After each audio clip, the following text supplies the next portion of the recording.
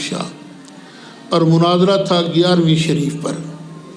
وہ کہہ رہا تھا 11ویں شریف حرام ہے، میں نے کہا لاؤ قرآن کی آیت لاؤ۔ کہاں اللہ نے 11ویں شریف کو حرام کیا ہے؟ لاؤ قرآن کی آیت۔ کہاں سے لاتا وہ؟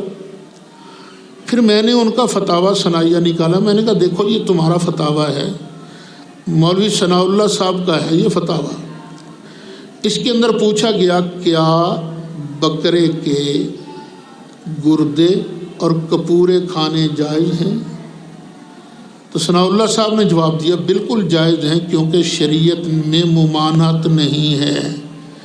میں نے کہا تمہیں بکرے کے کپورے کھانے کے لیے یہ قانون یاد آ جاتا ہے اور 11ویں شریف کے لیے یہ قانون تم بھول جاتے ہو؟ ذرا دکھاؤ نا یہ کہاں لکھا ہے۔ تو یاد رکھنا یہ اللہ شرک فعلی بیان کر رہا ہے، جس چیز کو اللہ نے حرام نہیں کیا اس چیز کو حرام قرار دینا یہ شرک